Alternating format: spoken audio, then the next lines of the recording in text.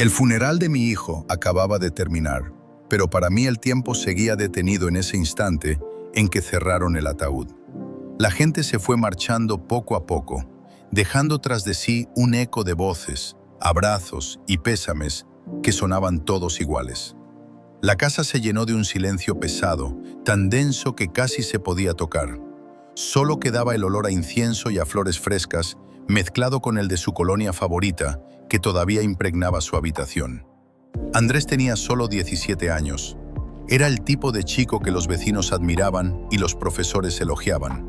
Responsable, educado, siempre con un libro bajo el brazo y 1000 preguntas en la cabeza. Por eso, cuando me dijeron que había sido un accidente, algo dentro de mí se rompió, pero otra parte se negó a creerlo del todo. Aún así, estaba tan agotada que no tenía fuerzas para cuestionar nada. Esa noche, mientras guardaba en una caja los recuerdos que la gente nos había traído, tarjetas, rosarios, pequeños mensajes escritos a mano, el teléfono de la casa sonó de repente. Miré el reloj. Eran la 1:07 de la madrugada. Me quedé paralizada unos segundos, sin comprender quién podría llamar a esa hora, justo el día del funeral. Tomé el auricular con manos temblorosas. ¿Hola? Mi voz salió áspera, casi irreconocible. Al otro lado se escuchó una respiración dudosa, como si la persona estuviera reuniendo valor para hablar. Señora Morales. Era la voz de un hombre, algo ronca, con un deje de cansancio. Sí, soy yo. ¿Quién habla? Soy el profesor Ramírez, el profesor de ciencias de Andrés. Lo reconocí al instante. Lo había visto varias veces en reuniones de padres. Era un hombre serio, de unos 50 años, siempre con gafas colgando del cuello. Profesor, tragué saliva. ¿Pasa algo? No es una hora normal para llamar. Hubo un silencio incómodo. Escuché cómo exhalaba profundamente. Lo sé, señora, lo siento mucho. Sé que hoy ha sido el funeral. Le pido disculpas por molestarla, pero necesito hablar con usted. Es muy importante. Mi estómago se contrajo. ¿Es sobre Andrés? Sí, respondió casi en un susurro. Es sobre Andrés y sobre lo que ocurrió realmente. Aquellas palabras me atravesaron como un cuchillo. Me apoyé en la mesa para no perder el equilibrio. La policía ya dijo que fue un accidente, murmuré. Resbalar en las escaleras del edificio, eso dijeron. El profesor tardó unos segundos en contestar.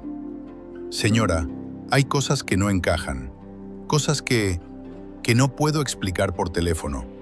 Necesito que venga a verme al instituto. Mañana por la mañana temprano, antes de que haya gente. No entiendo. Sentí cómo mi voz se quebraba. Profesor, ya he pasado por demasiado hoy. Si sabe algo, dígamelo ahora. Créame, si pudiera lo haría, dijo con un tono desesperado. Pero alguien podría estar escuchando, y no podemos correr ese riesgo. Andrés. Se detuvo, respiró hondo. Andrés dejó algo en mi laboratorio para usted. Me pidió que se lo entregara si algo malo le llegaba a pasar.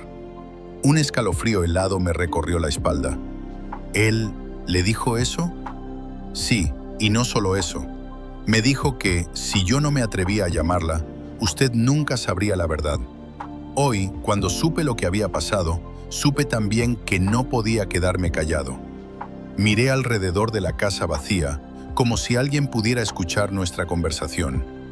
¿Qué verdad, profesor? Mañana a las 9, en la entrada del instituto, repitió esquivando la pregunta. Venga sola y, por favor, no le diga a nadie que hablará conmigo.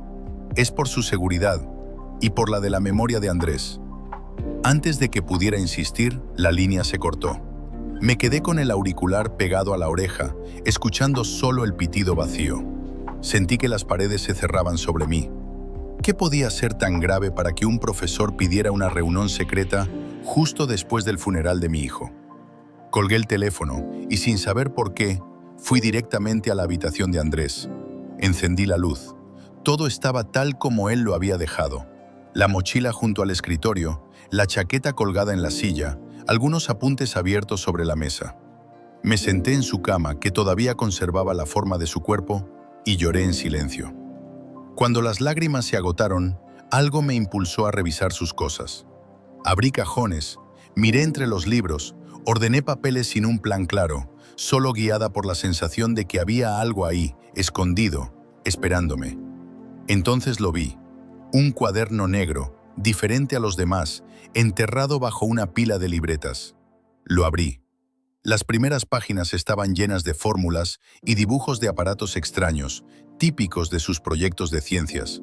Pero al final, en la última página, había una frase escrita con letra apurada, como si la hubiera escrito con prisa. Si algo me pasa, mamá, no confíes en nadie del colegio. Volví a leerla una y otra vez, hasta que las letras comenzaron a desdibujarse por las lágrimas. Una parte de mí quería creer que se trataba solo de la imaginación de un adolescente, exagerando algún problema escolar. Pero otra parte, más profunda, más instintiva, me gritaba que aquello era una verdadera advertencia. Cerré el cuaderno abrazándolo contra el pecho. «¿Qué descubriste, mi amor?», susurré al vacío. «¿En qué te metiste?». Esa noche apenas dormí. Me acostaba y me levantaba, caminaba por la casa oscura, miraba el reloj y volvía a leer la frase en el cuaderno. Cada vez que cerraba los ojos, veía a Andrés intentando llamar, intentando decirme algo que yo no alcanzaba a entender. Cuando la primera luz del amanecer se filtró por la ventana, ya había tomado una decisión. Iría a ver al profesor Ramírez. Fuera lo que tuviera que mostrarme, por doloroso o peligroso que resultara, necesitaba saber la verdad. Porque el mayor miedo de una madre no es la muerte de un hijo, es la idea de que haya sufrido solo, rodeado de secretos que nadie quiso escuchar.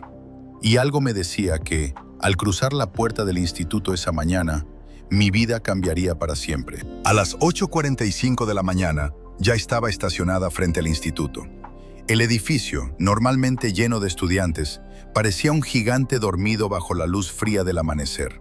No había autos, no había ruido, solo el eco lejano de un perro ladrando y el viento moviendo las hojas secas en el patio. Mi corazón golpeaba con tanta fuerza que sentía que cualquiera podía escucharlo. No sabía si debía estar allí. No sabía si confiar en un profesor que me había llamado en plena madrugada. Pero también sabía que Andrés quería que yo supiera algo, y si esa era la única vía para descubrirlo, no podía dar marcha atrás. A las 9 en punto, la puerta lateral del instituto se abrió. El profesor Ramírez asomó la cabeza, nervioso, mirando a ambos lados como si temiera ser seguido. «Señora, apúrese, por favor», dijo en voz baja. Entré y él cerró la puerta rápidamente, asegurándola con llave. Su rostro mostraba ojeras profundas y un temblor leve en las manos. «Gracias por venir», dijo. «No tenemos mucho tiempo». Me guió por un pasillo vacío, donde las luces parpadeaban de forma inquietante. Al final, bajamos por unas escaleras hasta el laboratorio de ciencias. El profesor cerró la puerta detrás de nosotros y corrió las cortinas del pequeño ventanal. «Profesor», dije tratando de mantener la calma, «dígame ya qué está pasando, no me haga esperar más». Él respiró hondo y abrió un cajón metálico. De allí sacó una carpeta gruesa, una grabadora pequeña y un sobre manila con mi nombre escrito con la letra de Andrés. Se me hizo un nudo en la garganta. «Esto», el profesor levantó la carpeta. «Esto fue lo que su hijo encontró, y es la razón por la que ya no está con nosotros». Sentí que el aire desaparecía de la habitación. «¿Quiere decir que no fue un accidente?». «No, señora», respondió con una solemnidad que heló mi sangre. Andrés fue silenciado. Se sentó frente a mí y abrió la carpeta. Dentro había fotografías tomadas en un sótano del instituto. Mostraban máquinas enormes, cables gruesos y tanques de metal con luces rojas encendidas. «Aquí abajo», explicó mientras señalaba una foto, «existe un proyecto secreto financiado por una organización privada. Oficialmente es un programa de investigación avanzada, pero lo que realmente hacen es experimentar con estudiantes sobresalientes». «¿Experimentar?», repetí incrédula. «¿Con qué fin?». Ramírez bajó la mirada. 5 alumnos excepcionales han sido reclutados en los últimos años. 3 desaparecieron misteriosamente. La escuela lo encubrió diciendo que cambiaron de institución o se mudaron. Pero Andrés, él descubrió la verdad accidentalmente. O quizás simplemente fue demasiado inteligente para su propio bien. Mi piel se erizó. ¿Mi hijo estaba involucrado en este proyecto? Sí, pero no por elección. Alguien quería que él formara parte de la siguiente fase del experimento, y él se negó. Encontró documentos que yo ni sabía que existían, y me los entregó diciendo que si a él le pasaba algo, yo debía dárselos a usted. Entonces me pasó el sobre con mi nombre. Mis manos temblaban mientras lo abría. Adentro había una nota escrita a mano. Mamá, si lees esto, no pude regresar. No busques culpables sola. Confía en el profesor. Mis lágrimas cayeron sobre el papel. Su hijo grabó algo también, continuó Ramírez. Algo que demuestra que estaban vigilándolo. Encendió la grabadora. Una voz masculina, firme y fría, dijo: el chico A17 sabe demasiado. No puede salir del instituto sin supervisión. Otra voz respondió: procedan esta noche. Que parezca un accidente. Solté la grabadora, horrorizada. A17, susurré. Ese era Andrés. Sí, confirmó el profesor. Lo trataban como a un sujeto de experimento, no como a un ser humano.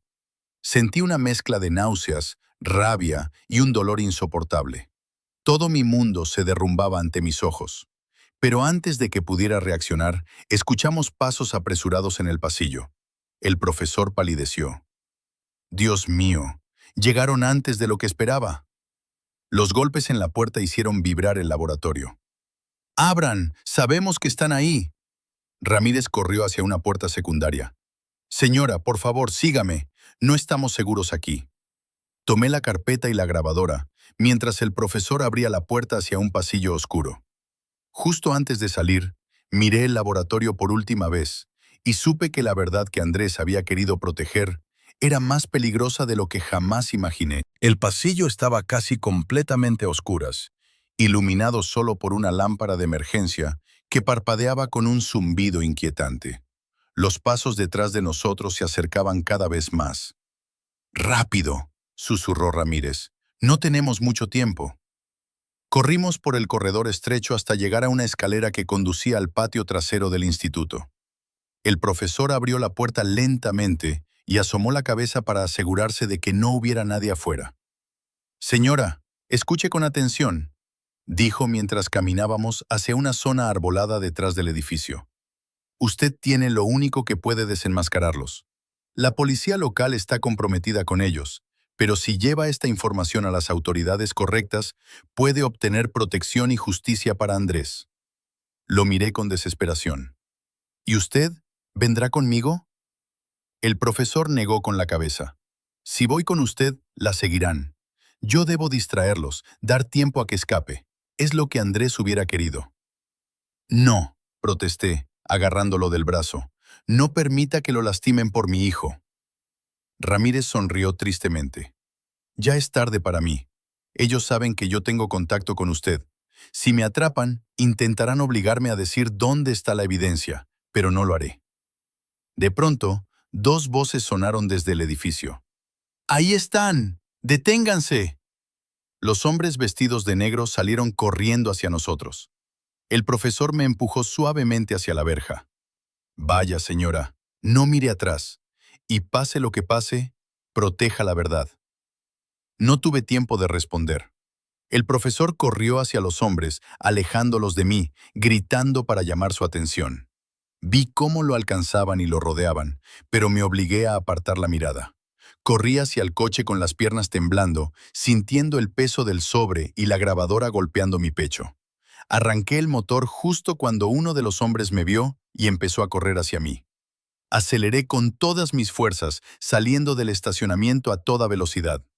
No paré de manejar hasta llegar a una estación de policía federal en otra ciudad. Entré corriendo, llorando, sosteniendo la carpeta como si fuera un pedazo del alma de mi hijo. «Necesito denunciar un crimen», dije con voz quebrada. Aquí está la prueba. Los agentes escucharon la grabación. La expresión en sus rostros cambió inmediatamente. Tomaron la carpeta, llamaron a más oficiales y en menos de una hora el instituto estaba rodeado por autoridades nacionales. Durante los días siguientes se destapó una red clandestina, experimentos con menores. La escuela fue clausurada. Varias personas fueron arrestadas. La existencia del proyecto A salió a la luz. Pero del profesor Ramírez nunca supe más. Algunos dijeron que logró escapar, otros que no sobrevivió esa misma mañana. Yo prefiero creer que se sacrificó por mi hijo, cumpliendo su promesa hasta el final. Meses después, cuando el caso se resolvió oficialmente, visité la tumba de Andrés. Llevé flores frescas y la carta que me escribió. Me arrodillé y dije, «Hijo mío, no dejé que tu voz fuera silenciada. Gracias por confiar en mí, incluso en tus últimos días». El viento sopló suavemente, como si él me respondiera. Y en ese instante, entendí que aunque la verdad había sido dolorosa, era la única forma de honrar su memoria y cerrar el ciclo de silencio y oscuridad que lo arrebató de mi lado.